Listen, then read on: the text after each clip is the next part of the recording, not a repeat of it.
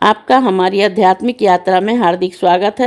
आप सुन रहे हैं शिव महापुराण, जो सनातन धर्म के ही अनमोल ग्रंथों में से एक है। इस श्रृंखला में हम आपके लिए ही इस दिव्य ग्रंथ के प्रत्येक अध्याय का शाश्वत पाठ प्रस्तुत करेंगे। आइए इस ज्ञान और धर्म की ही यात्रा को आरंभ करें। भगवान महादेव की महिमा और उपदेश से ही सजी इस पावन कथा के साथ ही ओम नमः शिवाय। 41वां अध्याय तुलसी का वर्णन। व्यास जी बोले, हे मुनि, विष्णु जी ने तुलसी में अपना शक्ति का आधान कैसे किया, वह मुझसे कहिए। शरद कुमार जी बोले कि देवताओं के कार्य करने वाले नारायण ने शंखचूड़ का रूप धारण कर ही तुलसी के पास रमन किया। उस कार्य में पिता शंकर और माता पार्वती की आज्ञा का पालन करना भी उनका ध्येय था। और आकाशवाणी से प्रेरित होकर विष्णु ने उसके कवच को ग्रहण कर लिया और ब्रह्मा का रूप धारण कर ही वे सीधे तुलसी के पास जा पहुंचे। तुलसी के द्वार पर ही पहुंचकर ही दुदुम्बी का शब्द कराया गया। उस शब्द से ही सुंदरी को ही समझाया गया, जिससे वह आनंदित हो झरोखे से देखने लगी।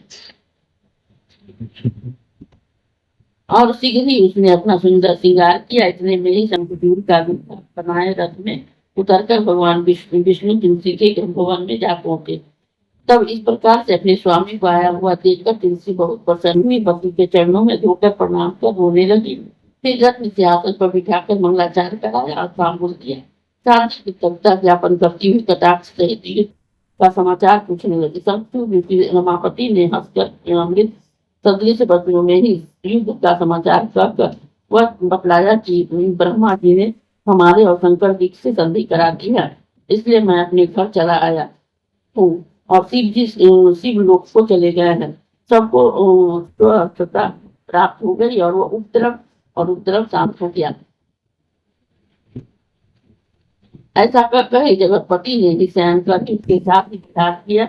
तब उसके उस रमन को ही देखकर ही तुलसी को भ्रम हुआ। वह तर्क करने लगी।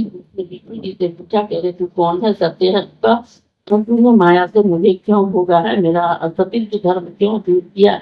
मैं तुझे साथ देती हूँ।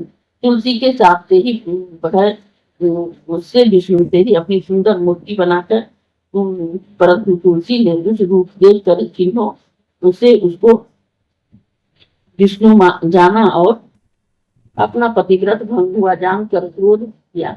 तुलसी ने कहा कि विष्णु तुम में दया नहीं है। तुम्हारा मन पाषाण के समान है। तुमने मेरे सतीत्व धर्म को भंग कर मेरे स्वामी का वध कराया है। तुम बड़े ही धर्महीन हो।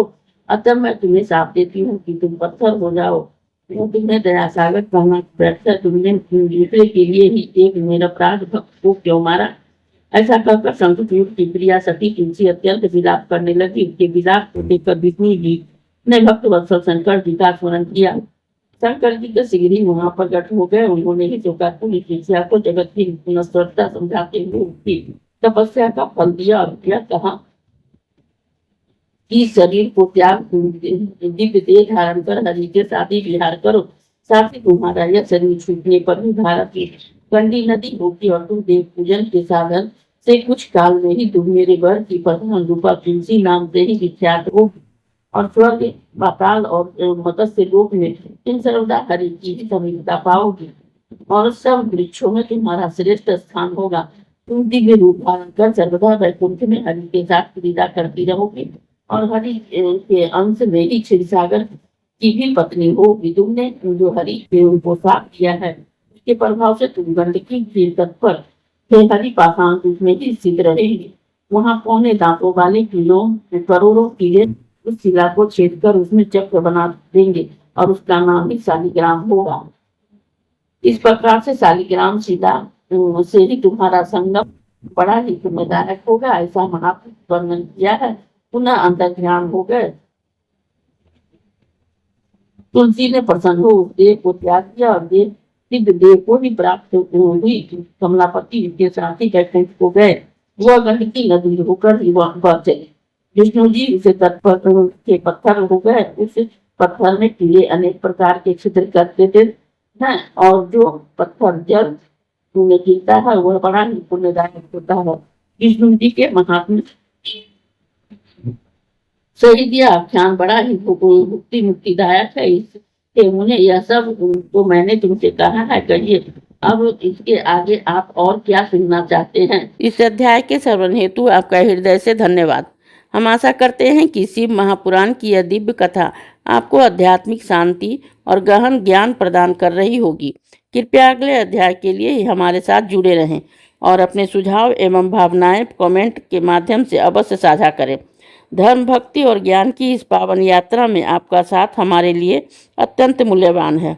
ओम नमः शिवाय। यदि यह प्रस्तुति आपको पसंद आई हो, लाइक करें, कमेंट करें, सब्सक्राइब जरूर करें, बेल आइकॉन दबाना ना भूलें ताकि अगला अध्याय आपसे छूटे नहीं। और इस पावन ज्ञान को ही शेयर करें अपने परिवार और मित्रों तक।